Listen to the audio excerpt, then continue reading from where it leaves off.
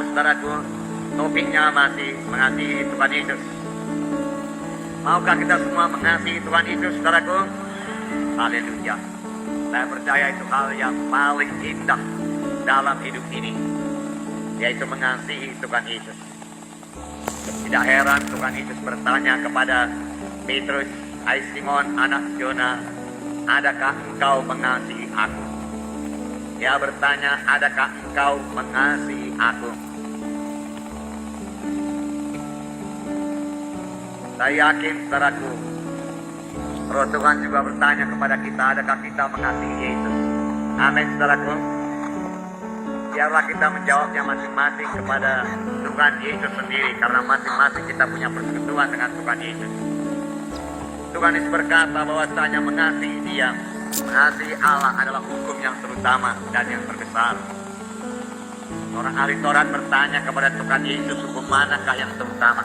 Tuhan Yesus berkata, yang terutama yaitu kasihilah Tuhan Allahmu dengan segenap rohmu, dengan segenap jiwamu, dan dengan segenap kekuatanmu.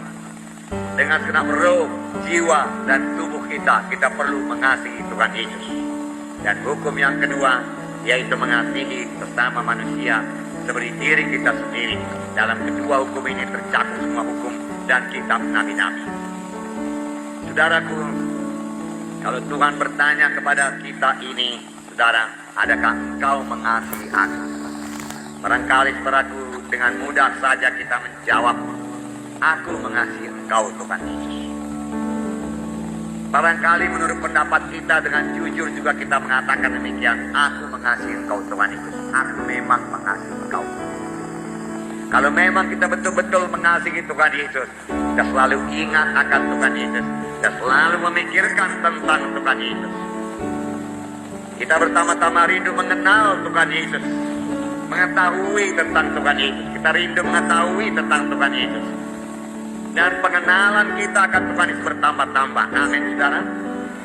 Selalu ingat Tuhan Yesus, saudara. Banyak anak Tuhan tidak memikirkan tentang Yesus. Walau dia ke gereja yang hidup ini, saudara, penuh dengan Roh Kudus, dan dia bisa berdoa dalam bahasa roh yang baik kepada Tuhan, tetapi dia tidak mengingat Yesus, tidak memikirkan Yesus. Barangkali bertanya, kalau begitu apa yang dia pikirkan? Dia pikirkan dirinya sendiri. Dia pikirkan berkat apalah yang bisa diterima dari Yesus pada hari ini. Sebaliknya dari memikirkan Tuhan Yesusnya, dia pikirkan berkat-berkat dari Tuhan Yesus. Apa yang bisa dia terima dari Tuhan Yesus? Entahkah itu kesembuhan, entahkah itu berkat berkelimpahan, berkat materi yang berkelimpahan, dia pikirkan berkat materi. Haleluya Tuhan. Dan yang lebih rohani aku memikirkan karunia-karuniamu Tuhan. Aku rindu akan karunia-karuniamu Tuhan. Itu yang kurindukan Tuhan. Saudaraku, dapat Tuhan Yesus, dapat semuanya. Tuhan Yesuslah yang paling perlu kita kasihi. Saudaraku, Paulus berkata dalam Filipi pasal 3 ayat 10-11. Apakah kata Paulus? Apakah Paulus minta lagi urapan? Tidak, saudara. Filipi pasal 3 ayat 10 dan 11. Yang ku kehendaki ialah mengenal Dia dan kuasa kebangkitannya dan persekutuan dalam penderitaannya. Heran juga, bukan persekutuan dalam berkatnya.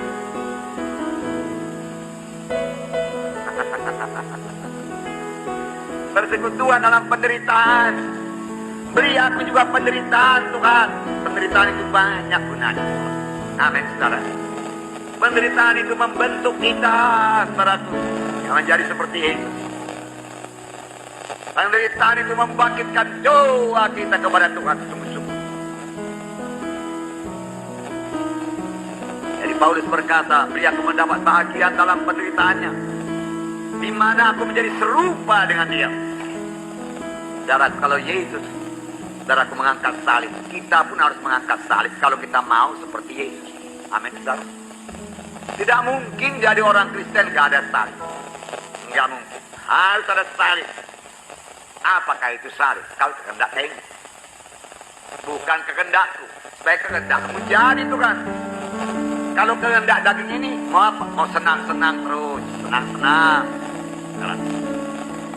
Nah, saudara kekasih dalam nama Yesus. Untuk ini memang perlu menyangkal diri. Tubuh lemah, roh berkehendak, tapi tubuh lemah. Dan firman Tuhan berkata dalam Matius 16 ayat 24. Sudah saudara baca ini selalu. Saya membacakannya lagi kepada saudara. Matius 16 ayat 24. Sini dikatakan, lalu Yesus berkata kepada murid-muridnya, setiap orang yang mau mengikut aku, dia harus menyangkal dirinya, memikul salibnya, dan mengikut aku. Sangkal diri, tanpa penyangkalan diri. Mau kesenangan daging ini dituruti, maut. Karena kehendak daging yaitu maut, firman Tuhan berkata. Sangkal diri, amin saudaraku. Kalau diikuti kesenangan daging ini, maut. Maut. Nah, saudara kekasih dalam nama Yesus, berjalan dalam kehendak daging bawa kepada maut. Galatia 5 ayat 24. Galatia pasal 5 ayat 24. Saya bacakan pada saudara. 5:24.